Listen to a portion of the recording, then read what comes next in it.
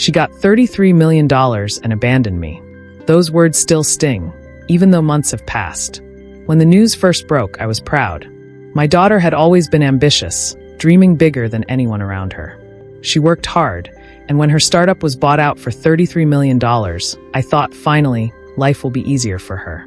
But I didn't expect what came next. Instead of coming home to celebrate, instead of wrapping me in a hug and saying, "We did it, Mom," she changed overnight. The calls stopped. My messages went unanswered. And soon, I found myself standing on the porch of the house I had raised her in, suitcase in hand, because she had told me flatly, "I don't have space for you in my life anymore." She didn't even look me in the eye when she said it. I had sacrificed everything for her. I had worked double shifts, gone without new clothes, skipped meals so she could eat. I poured every ounce of myself into giving her a chance at life. And now, with more money than she could spend in a lifetime, she abandoned me like an unwanted memory. Neighbors whispered, friends looked at me with pity, and I could barely leave the house without shame burning my cheeks. How could my own child, my flesh and blood, treat me as though I no longer mattered? But life has a way of revealing the truth. And what happened next shocked everyone, including her. Weeks later, I got a call. A voice trembling on the other end of the line. "Mom, I need help." At first, I almost hung up. Pride, anger, and heartbreak told me to ignore her. But the mother in me, the part that would never stop loving her, listened. Her money had come with chains.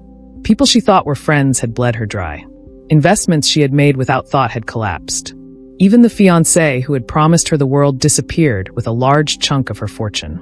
The empire she thought she had built was crumbling, and the only person she could think to call was the one she had cast aside. I met her in a quiet cafe.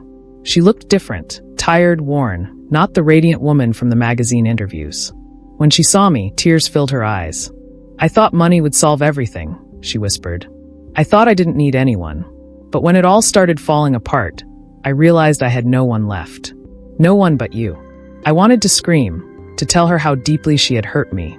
But instead, I reached across the table, placed my hand over hers, and said softly, "I was always here, even when you abandoned me." In that moment, she broke down.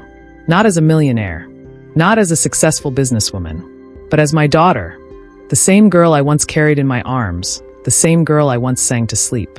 It didn't matter that she had $33 million or that she had nearly lost it all. What mattered was that she remembered what money could never replace: family. And here's the shocking part. That fall from grace, that loss she endured, it didn't destroy her. It saved her. It humbled her in a way nothing else could. Slowly, she began rebuilding, this time with gratitude instead of pride, with love instead of arrogance. People who had once celebrated her wealth disappeared. But I stayed, because that's what mothers do. We stay, even when the world turns its back. Sometimes life has to break us before we can see clearly. My daughter had to lose almost everything to realize she already had what mattered most. Cherry blossom, and if this story touched you, don't forget to give the video a like.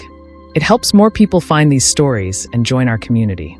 If you want to hear more heartfelt tales like this, about love, family, and the lessons we learn, make sure to subscribe to the channel.